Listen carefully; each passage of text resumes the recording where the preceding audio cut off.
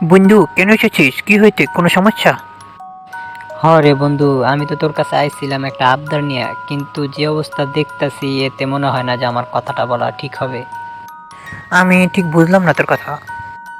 বাড়িওয়ালা 2 মাসের ঘর ভাড়ার লেগে চাপ দিছে, এখন টাকা না দিলে আমারে বাই করে দিব বাসা থেকে। ঘরে বাজার সদেও নাই। এখন ভাবলাম যে তোর কাছে যদি কিছু টাকা পাওয়া যায় হাওলাত, তাইলে আমার ভালো হয়। এমা, কেন? তুই যে ব্যাংকে চাকরি করতিস, সে চাকরি কি হলো? চাকরি ছাড়ছিস কেন? আমারে কি ভূতে পাইছে আমি চাকরি ছাড়মু? 20,000 টাকা চুরির অপরাধে আমার বাই করে দিছে অন্তিকা। কেন, তোর অ্যাকাউন্টে যে 2 কোটি টাকা ছিল সেগুলি কি করছিস? তুই ব্যাংকের টাকা হাত দিতে গেছিস কেন? তাহলে শোন, একদিন বাসায় বসে বসে তোর মতো ল্যাপটপ টিপাচ্ছিলাম, হঠাৎ একটা মেসেজ আসলো। সেখানে লেখা ছিল, আপনি কি সহজে কোটিপতি হতে চান? আমার মনে লোভ জাগলো, আমার স্বপ্ন আমি একদিন অনেক বড় হব, অনেক টাকার মালিক হব। তারপর আমি সেখানে রেজিস্ট্রেশন করলাম, ভিতরে প্রবেশ করলাম। 20 টাকা সেখানে বিনিয়োগের মাধ্যমে আমি 50,000 টাকা জিতে নিলাম। হ্যাঁ, তারপর তারপর কি হলো বন্ধু? তারপর আমার কাছে মনে হলো যে 50,000 টাকা জিতছি, এখন আর এগুলো খেলা যাবে না। এখান থেকে বের হয়ে 50,000 টাকা দিয়ে আমি অনেক কিছু কেনাকাটা করব। তারপর রাতে যখন ঘুমালাম, আমার মনে হচ্ছিল যে 50,000 টাকা যেহেতু জিততে পারি আমি 20 টাকা ইনভেস্ট করে, তাহলে এই 50,000 টাকা যদি আমি ইনভেস্ট করি তাহলে যে কত টাকা জিতবো। আমি পরে লোভে লোভে সেই অ্যাকাউন্টের মধ্যে আবার ঢুকলাম। ঢুকে শুধু হারতেছিলাম হারতেছিলাম, হারতে হারতে এক পর্যায়ে আমার পয়সা সব হেরে শেষ হয়ে গেল। 50,000 টাকা হারার পর ভাবলাম আর জীবনে আমি এগুলোর মধ্যে পা দেব না, এগুলোর সাথে জড়াবো না। কিন্তু আমি অফিসে যাওয়ার সময় ভাবতেছিলাম যে আমি 20 টাকায় সেখানে হারছি, সেই টাকাটা আমার উঠাতে হবে যেভাবেই হোক। আর এই ক্যাসিনোর ছাড়া আমার মাথায় আর কিছুই খেলতেছিল না। আর আমার কাছে পয়সাও ছিল না ক্যাশ। আর বেতন যে পাবো, বেতন তো পাবো 10 তারিখে। 10 তারিখ পর্যন্ত অপেক্ষা করার ধৈর্য আমার ভিতরে কাজ করতেছিল না। পরে ব্যাংকের থেকে 20,000 টাকা চুরি করে সেগুলো দিয়ে খেলতে শুরু করলাম। হ্যাঁ, এবার বুঝলাম তুই কেন টাকা চুরি করেছিস অফিস থেকে। তারপর সেই টাকা দিয়ে কি কিছু টাকা উঠাতে পেরেছিস নাকি সেগুলোও খুয়েছিস? পরে ভাবলাম এখন আর আগের মতো ভুলগুলি করা যাবে না। এখন সাবধানে সাবধানে পয়সা উঠাতে হবে, আমার চালান যেভাবে হোক উঠাতে হবে। 20,000 টাকা ইনভেস্ট করে আমি খেলতে শুরু করলাম। খেলতে খেলতে খেলতে খেলতে কোনোভাবেই জিততেছিলাম না বন্ধু। আমি এত চেষ্টা করছি, এত চেষ্টা করছি, এত চেষ্টা করছি, কিন্তু আমার পয়েন্ট পাচ্ছিলামই না, পয়সা হচ্ছিলই না। পরে এক পর্যায়ে সেগুলিও সব হেরে গেলাম। তারপর চুরির অপবাদে আমাকে অফিস থেকে বের করে দিল। আমি চাকরি খুঁজতে শুরু করলাম। যেভাবে হোক একটা চাকরি আমার বের করতে হবে। এভাবে কয়েক মাস কেটে গেল, কিন্তু আমি চাকরি পাচ্ছিলাম না। পরে আবার মনে হলো যে না, যদি ব্যাংকে যে টাকাটা আছে আমার, সেই টাকাটা উঠিয়ে দেখি, এবার আর আগের মতো ভুল করা যাবে না, এবার আমি জিতবই। সেটাও বন্ধু কিভাবে কিভাবে আমি সবগুলি টাকা হেরে গেলাম। আমার বাড়ির বন্ধক রেখে সেখান থেকেও সব টাকা হেরে গেছি। এখন ভাড়া বাড়িতে উঠছি। সেজন্য আমি তোর কাছে আসছিলাম কিছু পয়সা হাওলাতের জন্য, কিন্তু দেখছি তুইও আমার মতো এখন আসক্ত, ক্যাসিনো খেলছিস। বন্ধু, এগুলো খেলিস না। শকুনের থাবা মিস হতে পারে, সিংহের থাবাও মিস হতে পারে, কিন্তু এই মদনার টোপ কখনো মিস হবে না। তুই কি আমাকে তোর মতো বলদ ভেবেছিস? আমি বুঝে শুনে পরিকল্পনা করেই এখানে পা দিয়েছি, সুতরাং তোর আমাকে বুদ্ধি দেওয়ার কিছুই নেই। তুই তো নিজে হেরে বসেছিস, তোর থেকে বুদ্ধি আমি কি নেব? বেশি কথা না বলে ওখানে সিগারেট আছে, সিগারেট ধরা, দুটো ফুঁক মেরে বাসায় ফিরে যা। আমার কাছে কোনো পয়সা নেই, যে পয়সা তোকে দেবো সেই পয়সা দিয়ে আমি এখানে অনেক টাকা জিততে পারবো। যা, বাড়ি চলে যা। আরে মদনা বন্ধু, তুই কেমন আছিস? আর চেহারার কি হাল করে রেখেছিস? তোর সাথে তো শেষ দেখা হয়েছিল তোর বাসায় ক্যাসিনোর টেবিলে। পরে কি পয়সা করে কিছু জিততে পেরেছিস নাকি? আমি মদনা না, মদনা তুই। আমি তো হলাম ভূত, এখন তোকে খেয়ে দেবো, খেয়ে দেবো, দেখবি দেখবি, তোর গোষ্ঠী পিন্ডি করে দেবো।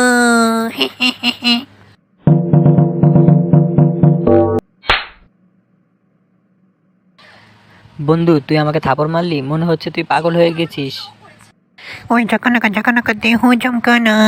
তোকে নাচ দেখাচ্ছি, টাকা দে শয়তান। টাকা দিবি না? আচ্ছা, তোকে আরেকটা নাচ দেখাচ্ছি, দাঁড়া। বগ হয়, সিংহ হয়, ভূত হয়, চিতা হয়, এসে ওকে খেয়ে ফেল। এবার তোকে দেখাচ্ছি একটা ভালো। এখান থেকে টাকা না দিলে কিন্তু আমি তোকে খুন করে ফেলবো, বুঝলি? মনে হয় ও মানসিক ভারসাম্য হারিয়ে ফেলছে, আগে ওর চিকিৎসা করা লাগবে। ঠিক আছে ভাই, তোমাকে আমি খাবার দেবো, পয়সা দেবো, জামা কাপড় কিনে দেবো, তুমি আমার সাথে চলো। আচ্ছা চল, কিন্তু আমাকে কিন্তু হেলিকপ্টারে করে নিয়ে যেতে হবে তোর, বুঝে রেখে জেনে রেখেছি। ডাক্তার সাহেব, আমার বন্ধু মদনা, ও মনে হয় মানসিক ভারসাম্য হারিয়ে ফেলে পাগল হয়ে গেছে, ওকে একটু চিকিৎসা করে দিন প্লিজ। ঠিক আছে, আপনি টেনশন করবেন না। আমি ওকে অপারেশনের টেবিলে নিয়ে যাচ্ছি। আশা করা যায় তাড়াতাড়ি সুস্থ হয়ে উঠবে। আপনি বাড়ি ফিরে যান, 1 মাস পরে এসে রুগীকে নিয়ে যেন। ডাক্তার সাহেব, আমার বন্ধু কি সুস্থ হয়েছে? হ্যাঁ, এখনো পুরোপুরি সুস্থ, ওকে নিয়ে যেতে পারেন। দেখেন চুল কাটিয়ে রেখেছি, কত সুন্দর দেখা যাচ্ছে আপনার বন্ধুকে। আচ্ছা ডাক্তার সাহেব, আপনার কাছে আমি সারা জীবন কৃতজ্ঞ থাকবো। আমি তাহলে যাই ওকে নিয়ে, হ্যাঁ? আচ্ছা বন্ধু, আমি একটা কথা জিজ্ঞেস করতে চাই তোকে। তোকে তো আমি তোর বাড়িতে সুস্থ রেখে আসলাম, কিন্তু তুই পাগল হলি কিভাবে? বন্ধু, আমি সেদিন ভুল ছিলাম, তুই ঠিক ছিলি। আমি যদি সেদিন তোর কথা শুনে সেখানে খেলা সমাপ্ত করে দিতাম, আজকে আমার কপালে এই অবস্থা হতো না। আমি তারপরে সব খুইয়ে ফেলছি বন্ধু, বাড়ি ঘর যা আছে সব। সবকিছু খোয়ানোর কথা বলে আমিও তো হারছি, আমিও তো নিঃস্ব হয়ে গেছি, কিন্তু তোর মতো তো পাগল হই নাই। তুই বাড়তি আর কি চিন্তা করছো যেগুলা ভাইবা তুই পাগল হয়ে গেলি, হ্যাঁ? তাহলে শোন বন্ধু, আমি সব টাকা হারার পরে আমি মানসিকভাবে ভেঙে পড়ছিলাম। খেতে পারি না, ঘুমাতে পারি না, কোনো জায়গায় আমার কিচ্ছু ভালো লাগে না। আমার শুধু পয়সা চাই, আমার পয়সা ফেরত পাওয়ার মতো কোনো সুযোগ আমার কাছে তখন ছিল না। কিন্তু আমার মনে, মাথার ভিতরে একটা কথাই কাজ করছিল যে আমার টাকাগুলি কোথায় গেল সেটা আমার বের করতে হবে। পরে কি বের করতে পারছিস তোর টাকা কোথায় গেল? তাহলে শোন, এর পরের স্টেশনে যাওয়ার পরে আমার মাথা ঘুরতে শুরু করে। আমি তো ভাবছিলাম যে আমি অনেক শিয়ান এবং চালাক, কিন্তু দেখি না, আমাদের উপরের স্টেজে যারা আছে তারা আমাদেরকে নিয়ে খেলছে। তারা অনেক লোক একত্র হয়ে অনেক অ্যাপস পরিচালনা করে তারা কোটি কোটি টাকা হাতিয়ে নিচ্ছে। বাংলাদেশ থেকে অনেক টাকা পাচার হয়ে যাচ্ছে বাহিরে। Russian company, Indian company, casino, জুয়া, বড় বড় স্টার যারা আছে তাদেরকে প্রমোট করে এগুলোর বিজ্ঞাপন প্রচার করে যাতে সহজে মানুষকে বোকা বানানো যায়। বন্ধু, কি একটা চক্রান্ত চলতেছে, এগুলা ভেবেই তো আমার মাথা ঘুরে গেছে। যেখানে প্রবাসীরা অনেক টাকা আমাদের দেশে পাঠায়, কিন্তু আমাদের দেশে জুয়ারটিরা অনেক টাকা দেশের বাইরে পাচার করে দিচ্ছে। এটাই ভেবে, মানুষের কথা ভেবে আমি পরে কি এর থেকে কি হয়ে গেল আমি আর বুঝলাম না। পরে তোর সাথে দেখা হলো আজ। হ্যাঁ তাই তো, বিচার মানে তাল গাছ তাদের। তারা তো এই অ্যাডটা ওইভাবেই পরিকল্পনা করে বানাইছে যাতে তাদের কোনো লস না হয়। লস তো সাধারণ মানুষেরই হবে, আর মানুষের টাকা নিয়ে তারা ফুর্তি করে, বিভিন্ন জায়গায় বিলাসবহুল জীবনযাপন করে, আর কষ্টের সমুদ্রে ভেসে যাচ্ছি আমরা। হ্যাঁ বন্ধু, ঠিক বলেছিস। মানুষের বড় একটা দুর্বলতা হলো মানুষের লোভ। আর সেই লোভ কিন্তু প্রত্যেকটা মানুষের মনেই থাকে। সহজে কিন্তু সবাই ধনী হতে চায়, কোটিপতি হতে চায়। আর সেই কৌশলটা আর সেই লোভের সুবিধাটাই কিন্তু তারা নিচ্ছে। তারা নিয়ে মানুষকে লোভ দেখানোর মতো বিভিন্ন কৌশল বানানোর পরে সে ফাঁদে পা দেওয়াচ্ছে, দিয়ে তাদের স্বার্থ হাসিল করছে তারা। বন্ধু, জুয়ার অ্যাপ যেগুলি আছে ওগুলি তো রোবট নিয়ন্ত্রণ করে, আর সেখানে এইভাবেই তারা নিয়ন্ত্রণ করছে, সেটিংগুলো এইভাবেই বসাইছে যে তুই 100 বার ওইখানে মারবি, মারার পর তুই সর্বোচ্চ 30 বার জিততে পারবি, আর 70 বারই তাদের ফান্ডে টাকাটা চলে যাবে। সব মিলিয়ে লাভ কিন্তু তাদেরই হবে, তোর কিন্তু কোনো লাভ হবে না। তোর যে কোনো প্রথম অংশে বা মাঝখানের অংশে বা শেষের অংশে লাভ হলেও সব মিলিয়ে লাভটা তাদের। বন্ধু, তুই ঠিকই বলেছিস, ওটা নিয়ন্ত্রণ করে রোবট। আর রোবটের কিন্তু মাথা গরম হয় না, মানুষের মাথা গরম হয়ে যায়। রোবট অনেক সময় নিয়ে কিন্তু খেলতে পারে, আর মানুষ একসময় ধৈর্য হারিয়ে ফেলার পরে ভাবে যে এত কম করে মেরে খেলে লাভ কি, তাড়াতাড়ি শেষ করতে হবে, আমাকে তাড়াতাড়ি কোটিপতি বড়লোক হতে হবে। সেজন্য বেশি বেশি করে দাইন মারে, বেশি বেশি করে দাইন মেরে কিন্তু মানুষ সহজে নিঃস্ব হয়ে যায় বন্ধু।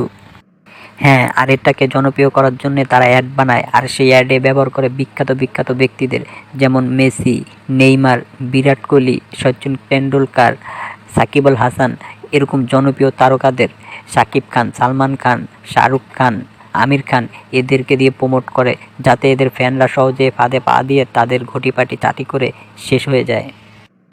বন্ধু, আমি তো পাগল হয়েছি, কিন্তু এমন মানুষও আছে সারা জীবন ইনকাম করে যা পয়সা পাইছে জীবনের একটা স্টেজে সে এ ফাঁদে পা দিয়ে তার সমস্ত সম্পত্তি নিঃস্ব করে ফেলে আত্মহত্যা করে মারা যায় পর্যন্ত। এমন বিষয়ও আমি জেনেছি।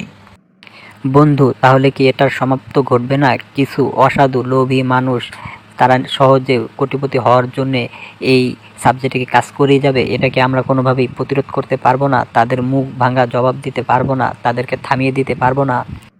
বন্ধু, যারা এই ফিল্ডে নামছে তারা মাস্টার পরিকল্পনা করার পরেই কিন্তু নামছে।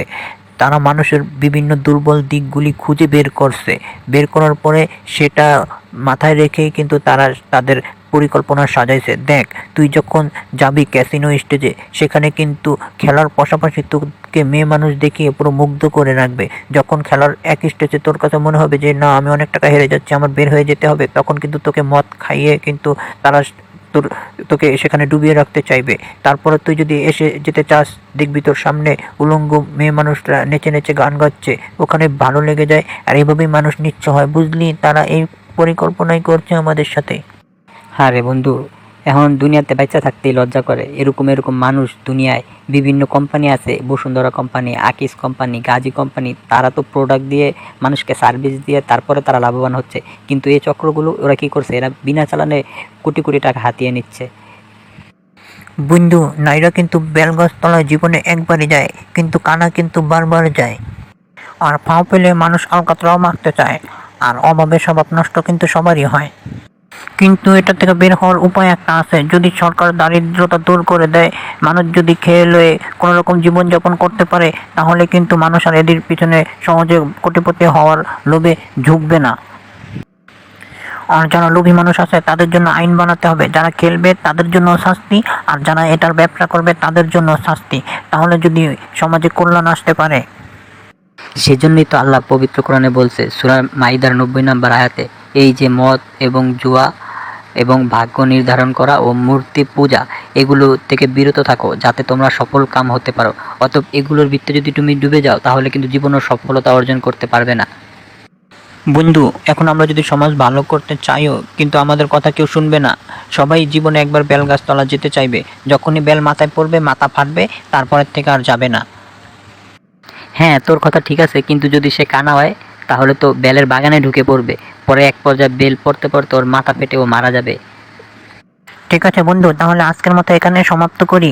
পরবর্তীতে আরো ভালো ভালো ভিডিও আমরা নিয়ে আসবো। আর তুই দর্শকদেরকে বলে দে, তারা যাতে আমাদের সাথে থাকে, আমাদের ফলো দিয়ে সাবস্ক্রাইব করে তাদের মতামত যদি জানায়, আর আমাদের এখানে যাতে লাইক দিয়ে যায়।